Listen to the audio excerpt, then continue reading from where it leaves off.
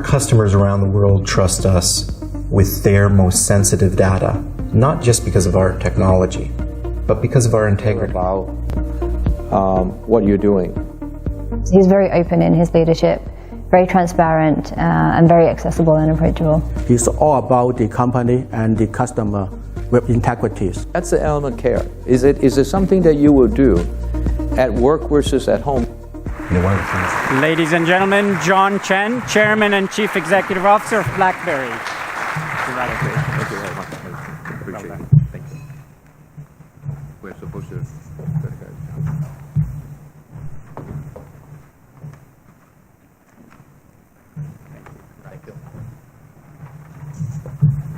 You can actually stay on okay, stage sure. there, yes.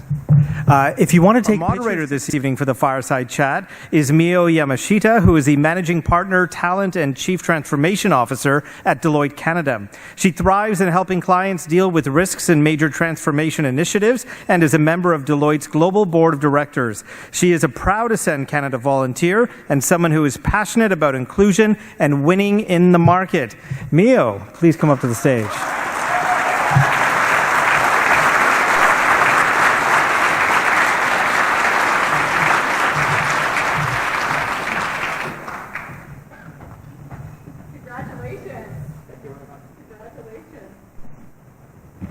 Wow, a fireside chat in fireside-style chairs with 250 of your close friends. We're just missing the fire. Right. We'll make Testing. that in our conversation. Okay. So make sure that this is not too long. Okay, keep going. So I wanted to start first with Blackberry. You've been leading this amazing turnaround strategy over the past 3 years. Can I ask what really excites you about the future? The future? That I keep my job. That's exciting. I think, why I came to Blackberry is interesting.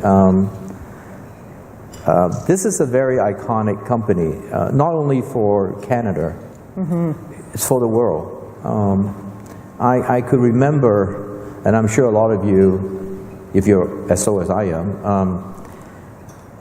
fondly remember the days when you have your first Blackberry and you feel like that you have arrived. You are somebody important, that your productivity is meant to, is meant to be. And I remember how excited I got my first Blackberry pager.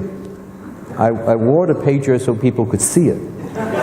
Even I have a coat, like the police will wear a gun, because I was an engineer, I was running around in the factory. Only lead engineers got to have the pager, because if there's some part of the factory is looking for you, they will page you, and then you feel very important when you read it. And so Blackberry had done so much for the industry. And unfortunately, for one reason or another, which we will never have time tonight, that we got on some very difficult times. And I felt that the world needs a Blackberry, deserves a good Blackberry, and so I decided that I will give a try to the challenge. I think that's fantastic, and it is a global success story as well as a Canadian success story. I love the line that you gave in an interview about the smartphone, that it's not about the phone, it really is about smart. Can you comment a little bit more about that piece of the strategy? Yeah, because, you could look at it from many different angles. The first thing is, when I came to the company, as Prem, I don't know whether you guys know who Prem Watser is, but he was one other person in the view. He's as he put it, the company was very teetering on going away, and I'm sure for those of you who switched to iPhone, shame on you, by the way.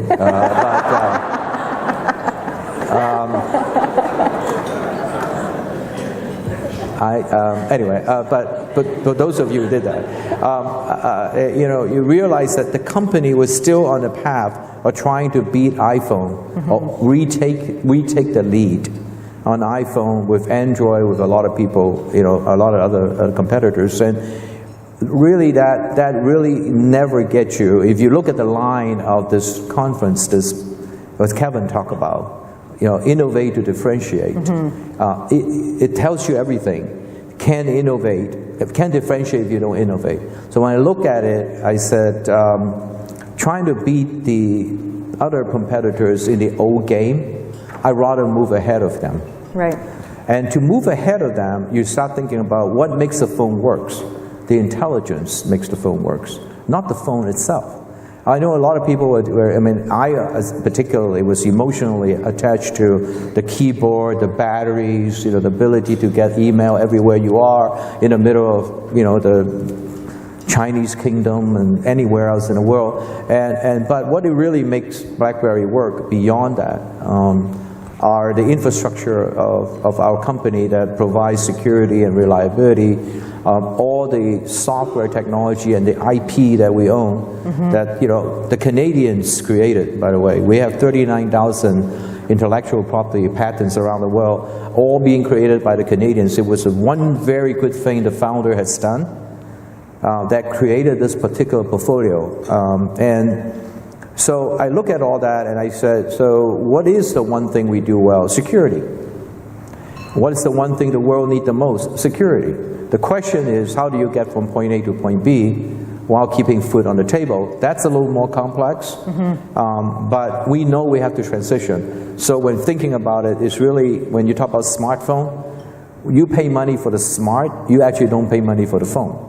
Eventually, you actually don't want to pay any money for the phone, but you are willing to pay money for the smarts of the phone. And application is part of the anchor of the smart. Security is part of that. Analytics is part of that. Artificial intelligence is part of that. So the field is expanding. So we decided to capture the future rather than stay with the past. And that's why we came up with, it's really about the smart of the smartphone. It's not about the phone. I love that sense of courage that you have just talked about to get to a different point, to think about the company in a whole new way and really transform it. And I think a number of us in the audience are curious what kind of experiences in your career helps you get to this point and really develop that mindset. Are there particular challenges you've overcome or particular pivotal experiences in your career that you could share with our audience? Yeah, people always like to know about those pivotal experiences. They do. Yeah, the watershed events, the one that makes books work. We really aren't there. I mean, more of my experience are really, our back is against the wall. We have got to do something, okay?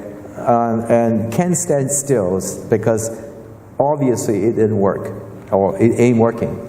So there wasn't really any moment, even in my career. It's about, like an engineer, that was a set of cards. I don't know how many of you play contract bridge.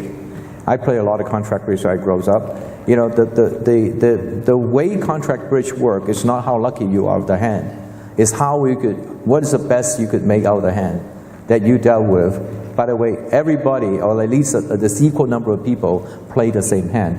And the idea is, on contract bridge on tournament, is about how you compare to everybody playing the same hands and the results of that. So it's not about just getting lucky. So all my life is about accepting a challenge and fixing the problems, whether I was in engineers, whether I was in management or businesses. So this is no different. So there's no real breakthrough thinking of any sort. It's just you sit back and you have a set way of assessing what you do best and recognizing what you don't do so well, and it really play with the odds, and that's really it. So I like to become more more emotional and more dramatic. I'll think of an answer like that in the future, but it's actually pretty straightforward. We're obviously with Ascend Canada tonight. There was a reference in the video around an experience that Asian engineers might have had. And it sounds like there's a story behind that. Is there a story behind that, or an experience you've had as an Asian rising up in companies? Yeah, I started, not to try to review my age, I started as an engineer, our graduate school in 1979. In the old days of the late 70s and the 80s, diversity and sensitivity is not top of the list. So I think every company feels like we are good engineers that just kind of do the work. We have more Asian engineers that will sign up for third shift work because we don't mind, not being with the family and working on the work. And oh, by the way, they always give you shift differential. You don't think about it today, but we have, I remember, like 15% shift differential. So we all volunteer for the nighttime work, all hard work. And as it pointed out by Michelle in the video, there is some form of a stereotype being formed that the minority just go do the work and be happy with having a job and kind of be quiet and move along. Play with the game, right? And now today's world is very different, but my world was different then. And I felt that every time the management needs to solve a problem, they come to us, so to speak, if I use the word us, because there are a lot of minority engineers. Every time that there are presentation to be made or credit to be claimed and pass it out, it's never us for some reason. And so I made that observation. I went to my boss and I asked that gentleman. And in those days, as I said, they're very open about it, and they didn't think anything wrong with it. So they actually told me that, or he actually told me that the reason that was happening, that we were bypassing all the doer, or the people they go to in promotion, is because we are not presentable. And I still remember the word presentable because, like every good immigrant, we have our dictionary.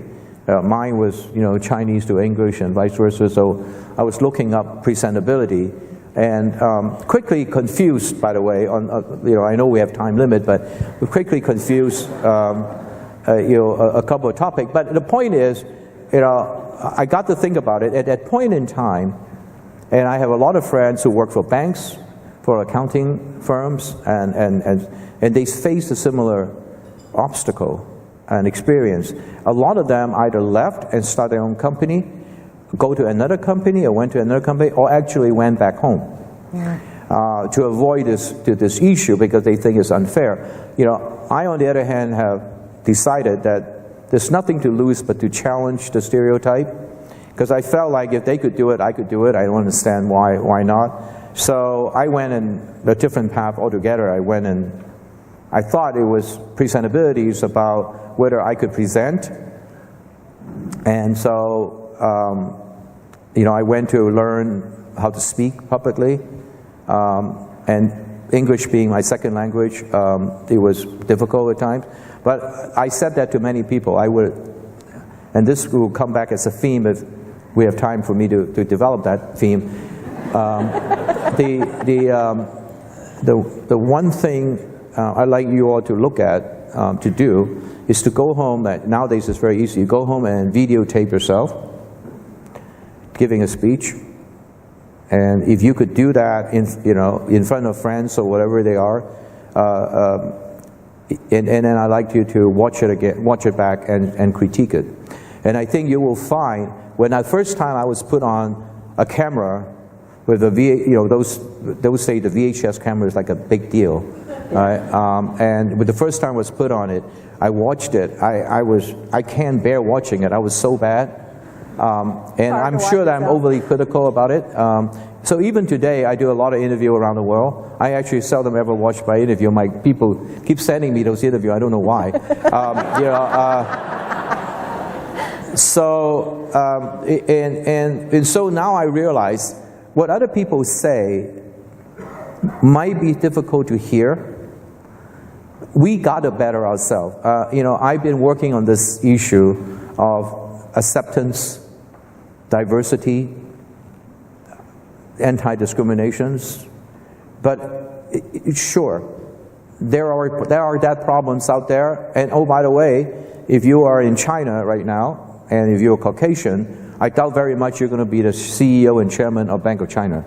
Okay, so distinction and discrimination is everywhere. The issue is how you deal with it. And the way you deal with it is not always quick to blame the others or all the institutions, but to address it, yourself, to better yourself first. I think an organization like this, ASCEND, and I know the chapter also in the United States reasonably well. It's great. It's a really great organization. But I'm hoping that we turn this into beyond networking and more into training, because it's really through training we could be better. It will be better over time, because if you look at the demographics of the world, the minority are more and more acceptable. I remember I first came to the United States as a student. There were very few major cities that have physicians who are Asians. Yeah. That could actually have a practice. So the physician always worked in the emergency room of the hospital. Okay, but today there are many famous surgeon, doctor, world-renowned. They're living across the world, everywhere, who are Asians and minorities. So, over time the demographics will help, but we still need to be better ourselves than just too quick to blame others or the institution. That's not to say they're blameless. Same statements apply to gender differences. Mm-hmm. It's not. I am ignoring a glass ceiling, but the question we really need to come up with, the answer to it is how do we address it? And anyway, so I know I got off topic a little bit. I apologize. I'll give you back there. That's a great response, and I love your message around self-reflection, the importance of organizations like ASCEND and continuing to increase our collective awareness through movements, through networking, through training. I think that's incredibly powerful. You did mention China in your response, and I know you do extensive work in international relations, particularly between the US and China. In today's geopolitical environment, I'm curious, in a room full of primarily Canadians, I'm going to assume, what's your perspective on China? I am assuming you're asking what the perspective on China. They're trying to progress and open up. I don't think anybody would need me to say more.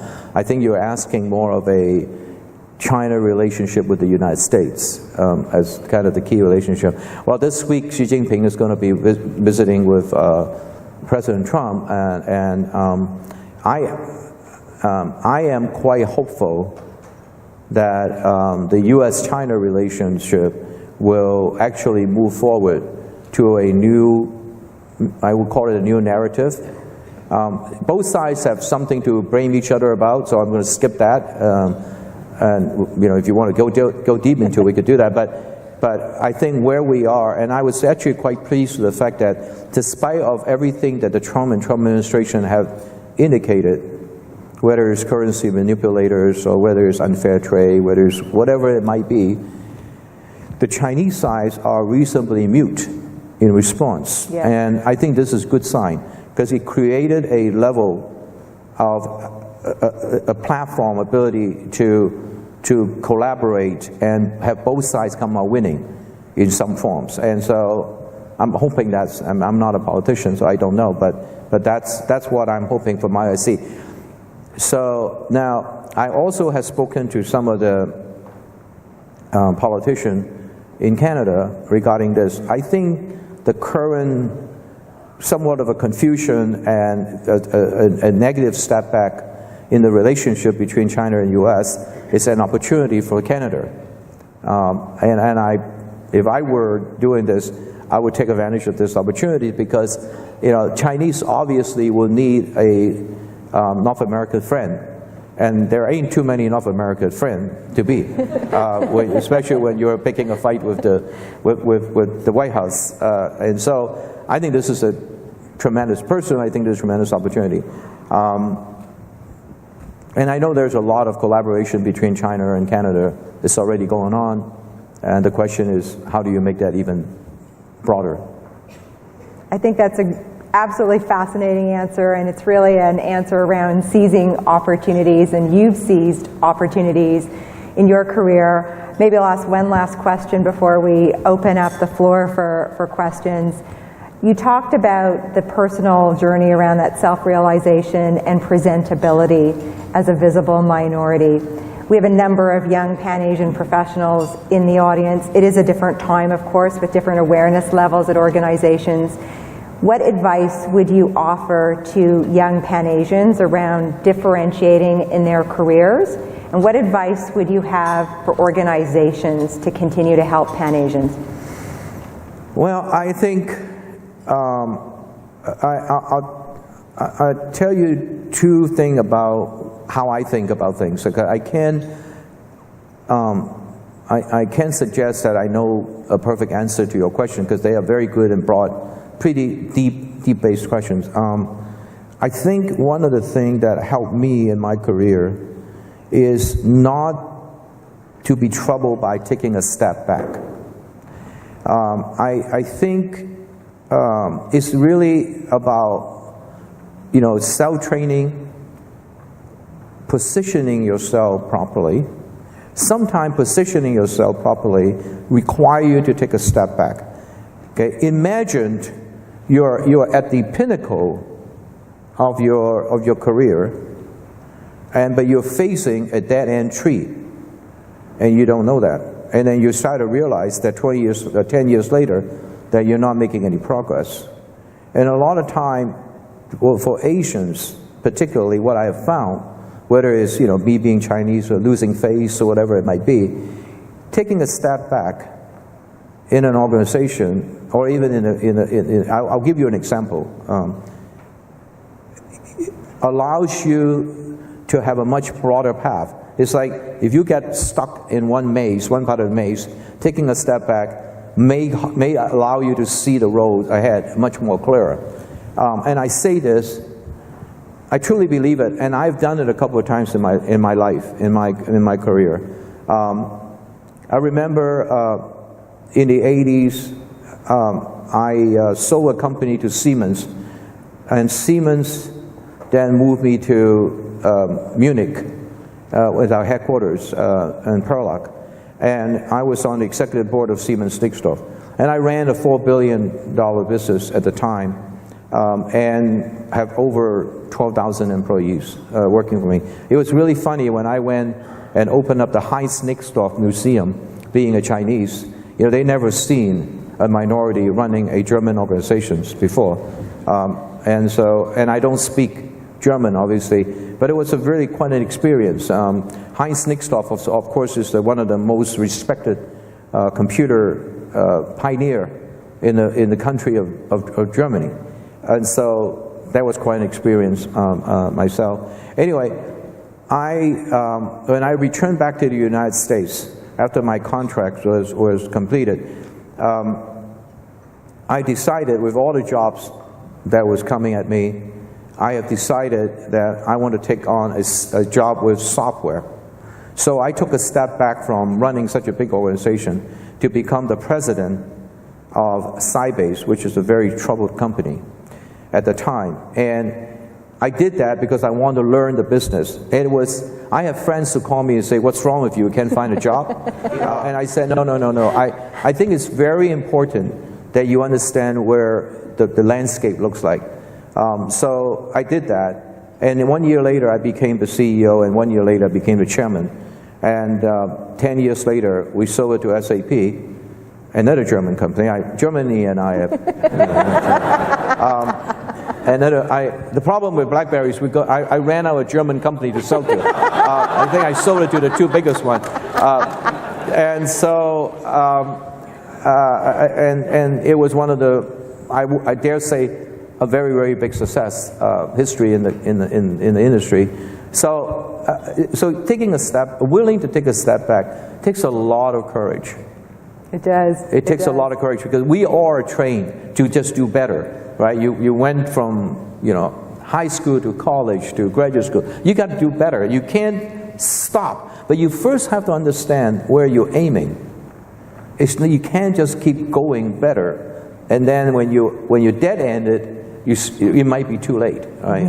But anyway, that's one of the effects. The other one we talk about, I think a lot of the time the problems is on yourself, or the solution to the problem is with you.